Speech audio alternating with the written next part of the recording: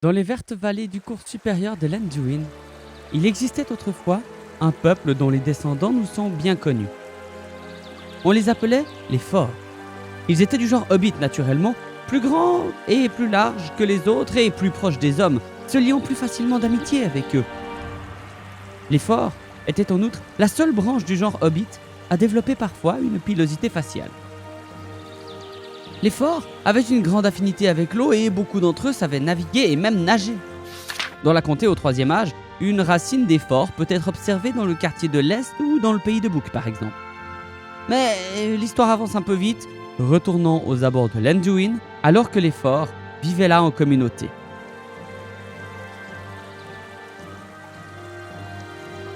L'une de ces communautés était dirigée par une grand-mère stricte mais plutôt juste. Les jours allaient dans une paix vigilante car à cette époque Sauron avait été vaincu par les sages et jeté hors de sa forteresse de Dol Guldur. Ainsi, au sein de ce peuple, naquit un jour un jeune fort qui porta comme nom Sméagol. Sméagol, ce nom se traduirait pour ce que j'en ai compris par celui qui creuse. Enfin, je crois. Toutefois, Sméagol fut instruit par sa famille et rapidement il apprit des choses de l'ancien temps. La guerre de la dernière alliance par exemple et de nombreuses autres choses. Il aimait beaucoup ça, les choses anciennes. Un jour, Sméagol fêta son anniversaire.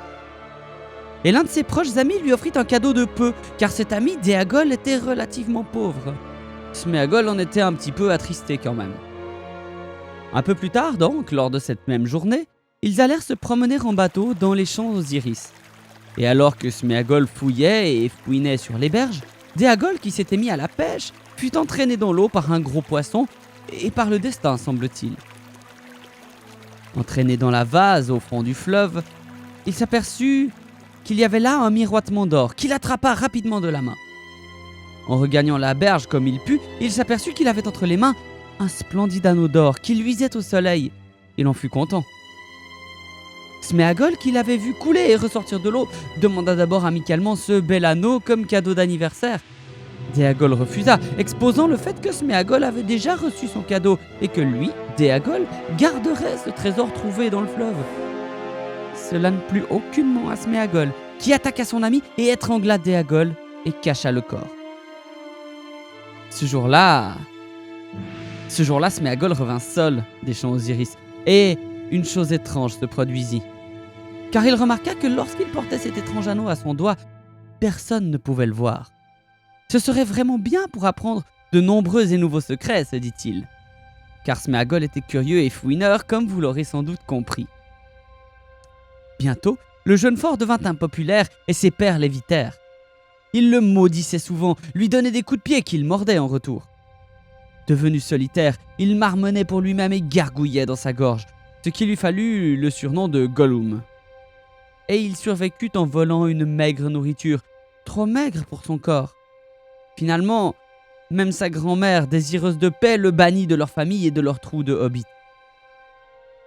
Là, Sméagol sombra dans une profonde tristesse, car il était seul, se murmurant à lui-même de nombreuses histoires et maudissant le monde. Aidé par le pouvoir de l'unique, il nageait dans l'Anduin toujours plus au nord. Il attrapait des poissons d'une main invisible, qu'il mangeait cru, une existence pitoyable qu'il regrettait un peu quand même. Un jour, alors qu'il sortait de l'eau, il sentit une brûlure sur l'arrière de sa tête. Le soleil lui faisait mal. Il leva le poing et le regard pour apercevoir les monts brumeux. Il se dit alors que ces montagnes devaient receler de vrais secrets, des trésors cachés dans ses racines depuis les origines du monde, et là au moins, le soleil ne pourrait pas le brûler dans l'ombre de tunnels oubliés. Rampant comme un triste ver sous le couvert de la nuit, Gollum se dissimula dans les montagnes. L'influence mauvaise et grandissante de l'anneau a alors commencé à tordre son corps et son esprit de hobbit, prolongeant sa vie bien au-delà de ses limites naturelles. Le pauvre Sméagol était hanté par le meurtre de Déagol, et pour défendre ce qui lui restait de santé mentale, il répétait à son anneau comme il lui parlait, qu'il lui était apparu pour être son cadeau d'anniversaire et son précieux, que c'était son anniversaire, que cet anneau aurait dû lui être offert. Il finit par y croire lui-même. La vie de Gollum dans les monts brumeux était excessivement triste. Ses maigres repas constitués de poissons aveugles, mangés crus, et de quelques animaux chétifs, s'aventurant près de son île, le rendaient encore plus misérable. Il s'était établi sur une petite île donc, au centre d'un lac souterrain. Tous les secrets oubliés qu'il avait imaginés en s'introduisant dans les montagnes ne s'étaient révélés être que ténèbres, solitude et poussière. Gollum était seul et profondément triste. Il vécut dans cette ombre, loin au-delà de la vieillesse hobbit. Durant plus de 400 ans, il vécut sur son île et son radeau lui permettant de la rejoindre. Parfois, il parvenait à attraper des gobelins de la ville des gobelins toute proche. Plus tard, il trouva la nourriture des hobbits et des elfes répugnante. L'influence corruptrice de l'anneau et des siècles d'isolement dans les monts brumeux l'affectèrent si profondément, tant physiquement que mentalement. Il devint méconnaissable, il devint grotesque, un monstre terrifiant. Nul ne pourrait plus jamais le qualifier de hobbit. Or, le temps nous mène vers une partie de l'histoire curieuse. Un moment en 2941 du Troisième Âge où une compagnie composée de nains et d'un hobbit se perdit dans les cavernes aux confins de la ville des Gobelins. Le nom de ce hobbit était Bilbo Saquet, comme vous l'avez deviné évidemment. Et le hobbit fut laissé derrière sa compagnie dans la panique d'une poursuite. Quand il se réveilla, la tête douloureuse après un choc contre une pierre, il avança à tâtons et posa la main à l'aveuglette sur quelque chose d'étrange. Une étrange forme ronde, un cylindre agréable au toucher. Un anneau, semblait-il. Il le glissa machinalement dans sa poche et suivit les couloirs sombres, se fiant à sa chance, car le hobbit était perdu. L'anneau que Bilbo avait trouvé, c'était naturellement celui de Gollum, que la misérable créature avait perdu lors d'une de ses sorties pour trouver un gobelin à manger. Peu après, Bilbo fut confronté à Gollum, et les deux se comprirent extrêmement bien, bizarrement bien. Parce que Bilbo, jamais il a imaginé que Gollum était un hobbit autrefois. Comme je vous ai dit avant, Gollum avait changé physiquement. Il était devenu un monstre. Mais il fut sans aucun doute agréable pour Gollum d'entendre la voix de Bilbo. Elle lui rappelait des choses qu'il avait oubliées depuis longtemps. La caresse du vent sur son visage, les voix de sa famille peut-être, et surtout, des années au-delà de sa mémoire, où son trésor n'était pas encore venu à lui. Bien entendu, si ses pensées étaient bonnes, cela ne fit qu'irriter davantage son mauvais côté. Après le célèbre jeu des énigmes, Gollum a refusé de montrer à Bilbo la sortie promise et a comploté pour l'assassiner. Lorsqu'il alla chercher son cadeau d'anniversaire, il s'aperçut qu'il n'était plus là. Il réalisa soudain la réponse à la dernière énigme de Bilbo. « Qu'est-ce que j'ai dans ma poche ?» Et il devint furieux. En courant, Bilbo découvrit par inadvertance le pouvoir d'invisibilité de l'anneau, ce qui lui permit de suivre Gollum jusqu'à l'entrée de la grotte. Là, le hobbit pensa d'abord à tuer Gollum, mais il fut pris de pitié, et il sauta par-dessus lui pour s'enfuir. Et alors que Bilbo courait, Gollum s'écria « Voleur, voleur, Saquet, nous le détestons pour toujours !» Gollum resta ensuite dans l'ombre des montagnes durant 2 ans, débattant en son esprit.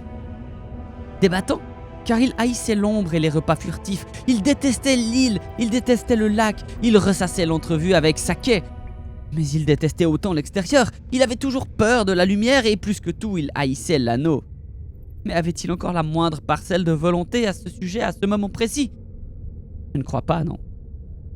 L'anneau avait dévoré son esprit comme une terrible addiction. Ainsi, après 2 ans, il sortit pour retrouver son trésor, bravant toutes ses peurs et ses haines. Se cachant à la face du soleil et de la lune, il se déplaçait rapidement et silencieux au plus profond de la nuit, chassant de petites créatures pour se sustenter.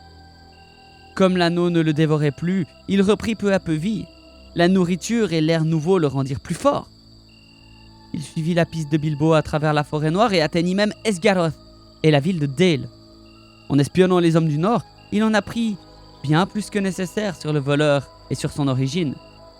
Il décida alors de faire demi-tour et d'aller à l'ouest pour retrouver Saquet. Toujours à travers la forêt noire, les elfes de cette forêt, coopérant apparemment avec Gandalf, le suivirent à la trace. Sa présence terrifiait les bêtes et les oiseaux, car il mangeait les œufs et les jeunes animaux des nids et des trous.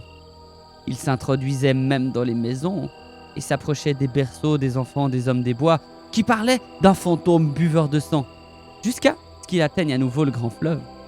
Puis, pour une raison obscure, comme dirent plus tard les elfes des bois, il se tourna vers le sud et ses traces furent perdues. Gandalf négligea l'affaire parce qu'il avait bien d'autres choses à penser à ce moment-là, ce qui était une grave erreur. Car c'était l'année même où Sauron se déclarait ouvertement et où Gollum se tournait vers le Mordor.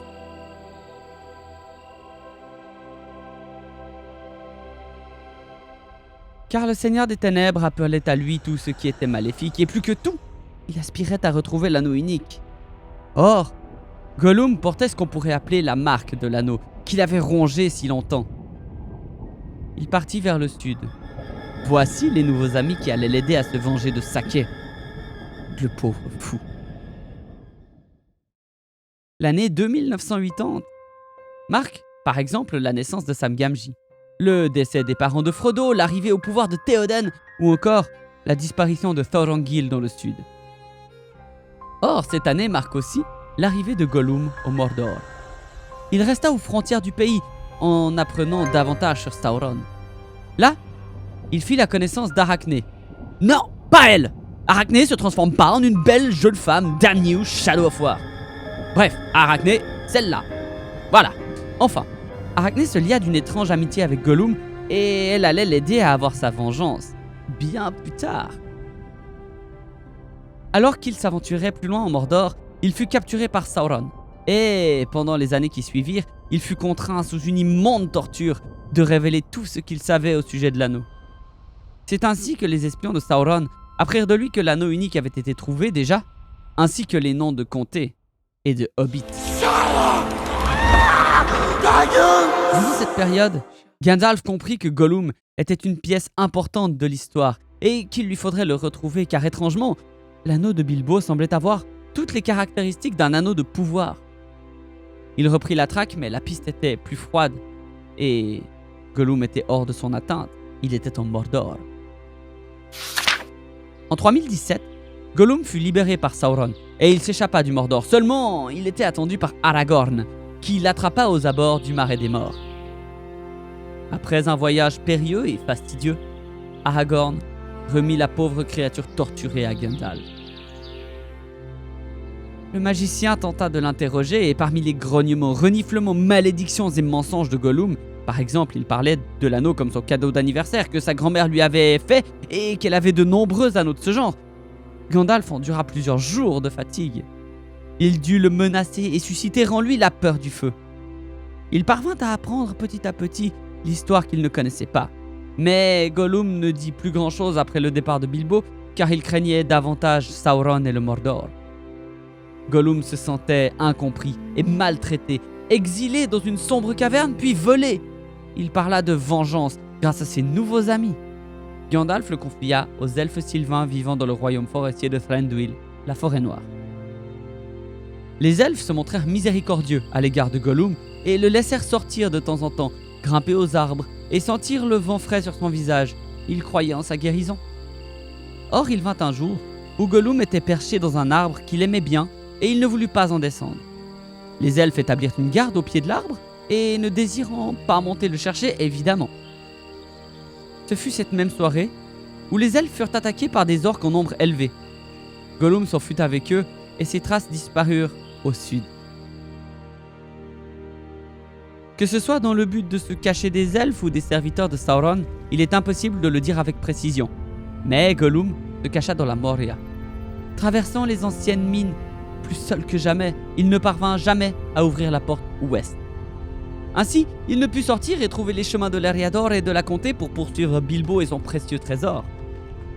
Il resta probablement dans les mines pendant des mois, jusqu'à ce que la chance lui sourit enfin, et que la communauté de l'anneau entre dans la Moria par la porte le 13 janvier de l'année suivante, et que Gollum suive la trace du nouveau porteur de l'anneau, Frodo Sake. 2 jours plus tard, Gandalf fut perdu, alors qu'il combattait un Balrog et brisait le pont de Khazad-dûm. On ne sait pas comment Gollum a traversé le gouffre ou le pont, mais il est venu avec eux en Lothlorien, sans qu'il ne le sache. Caché quelque part sur les rives de l'Anduin, Gollum aperçut leur départ et, flottant sur un tronc d'arbre, il suivit les bateaux le long de l'Anduin jusqu'aux chutes de Rauros. Mu par son désir de l'anneau, il poursuivit Frodo et Sam tout au long de leur chemin à travers Emyn Muil. Mais après sa confrontation, au cours de laquelle il mordit et faillit étrangler Sam, Frodo le maîtrisa. Le hobbit attacha une corde elfique autour de la cheville de Gollum en guise de laisse, mais le simple contact de la corde le fit souffrir affreusement. Prenant pitié de la misérable créature, Frodo fit jurer à Gollum de les aider. Acceptant le serment, Gollum jura par le précieux lui-même, et Frodo le relâcha. L'improbable compagnie, guidée par Gollum, se dirigea vers la Porte Noire, l'entrée du Mordor, à la demande de Frodo. Alors que Gollum était avec les hobbits, il se passa quelque chose d'étrange. Que ce soit leur voix, l'air pur ou la gentillesse de Frodo à son égard, sa personnalité commença à redevenir Sméagol. Il riait, usait d'un vocabulaire plus classique et surtout ne pensait plus tellement à ses sombres desseins d'alors. Les deux avaient une sorte de lien étrange, du fait qu'ils avaient tous deux été porteurs de l'anneau. En Gollum, Frodo voyait son avenir possible et il voulait donc le sauver pour qu'il puisse en quelque sorte se sauver lui-même. Gollum craignait également Frodo et pensait aussi qu'en l'aidant, il priverait Sauron de l'anneau. Quand l'étrange compagnie arriva aux abords de la Porte Noire, celle-ci était gardée et infranchissable. Gollum tenta de persuader Frodo qu'un autre passage existait et qu'il était le seul possible pour entrer furtivement au Mordor. Sur le chemin vers le sud, Frodo et Sam furent rattrapés par Faramir, et Gollum les suivit, se faisant prendre dans le lac interdit sous Henneth Annûn. Cependant, lorsque Frodo permit à Faramir de faire brièvement prisonnier Sméagol, il se sentit trahi, laissant la personnalité de Gollum prendre à nouveau le contrôle. Faramir découvrit que l'endroit où Gollum les emmenait s'appelait Cirith Ungol. Il mit alors Frodo et Sam en garde contre le caractère maléfique de ce lieu. Le voyage suivant fut de plus en plus sombre, car Gollum menait les hobbits vers la sombre vallée de Morgul. Ils trouvèrent le col de Cirith Ungol, un terrifiant escalier montant vers les sommets de l'Efelduath. Un soir, Gollum partit, alors que les hobbits dormaient. Il rendit une sombre visite à Arachné, prévoyant de la laisser manger les hobbits. Il pourrait ainsi récupérer son anneau tout en ayant donné de la vraie bonne nourriture à l'araignée vorace. À son retour, plus tard, il trouva Frodo et Sam endormis. Posant le regard sur Frodo, alors en paix et se reposant, il faillit se repentir et trouver un moyen de sauver les hobbits. Mais Sam, se réveillant, parla durement à Gollum, ce qui enterra définitivement tout espoir de sauver le misérable. Alors le plan de Gollum fut suivi, et il mena les hobbits à Arachné. Toutefois, ils parvinrent à s'enfuir. La trahison de Gollum était maintenant mise à jour, et même Frodo ne pouvait plus l'ignorer. Tout au long du terrible chemin vers la montagne du destin, Gollum suivit les hobbits du mieux qu'il put comme une ombre perfide. Mais il perdait des fois leur trace et ne la retrouvait qu'après un bon moment. Il cherchait toujours le bon moment pour leur tomber dessus et reprendre son trésor. Alors que Frodo et Sam étaient presque arrivés à la montagne, il les attaqua, mais il ne réussit pas à s'emparer de l'anneau. Sam, qui avait détesté Gollum dès qu'il l'avait vu, essaya de se résoudre à le tuer, mais se résigna par pure pitié et dégoût, tournant le dos à la créature battue et maudissant son nom. Pendant ce temps, Frodo était parti en direction de la crevasse du destin et se tenant au bord de l'abîme, il ne put se résoudre à détruire l'anneau. Il le réclama pour lui-même et le passa à son doigt. C'est le moment que Gollum choisit pour attaquer encore. Il sauta sur Frodo et, portant son doigt invisible à sa bouche, il mordit et arracha l'anneau et le doigt de la main de Frodo. Un combat entre les deux s'ensuivit, et à ce moment, la pitié de Bilbo, de Frodo puis de Sam paya, car Gollum, ayant l'anneau sur lui, vacilla et tomba dans l'abîme, criant son bonheur d'avoir enfin retrouvé son trésor. Ainsi, si Gollum était mort plus tôt, jamais l'anneau n'aurait pu être détruit et Sauron aurait pu récupérer son terrible trésor. Car dès l'instant où Frodo se révélait au cœur du royaume des ténèbres, Sauron savait où celui-ci était et envoya les Nazgûl récupérer son bien. Sans Gollum, Sauron aurait pu renverser la balance et recouvrir le monde entier de ténèbres. Gollum est donc mort dans l'accomplissement du rêve de ces dernières années, retrouver l'anneau. Sa vie est une histoire des plus tristes, même si son caractère sournois et pernicieux l'a souvent trahi et rendu antipathique. Méritait-il tout le mal que l'anneau lui a fait? Méritait-il vraiment la mort? Je pense que Gandalf était dans le vrai. Nombreux sont les vivants qui mériteraient la mort, et les morts qui mériteraient la vie. Pouvez-vous leur rendre, Frodon? Alors ne soyez pas trop prompt à dispenser mort et jugement. Merci de m'avoir suivi comme d'habitude. N'hésitez pas à partager, liker mon travail. Merci d'être encore là après toutes ces années. À très bientôt sur Twitch ou en Terre du Milieu. Ciao!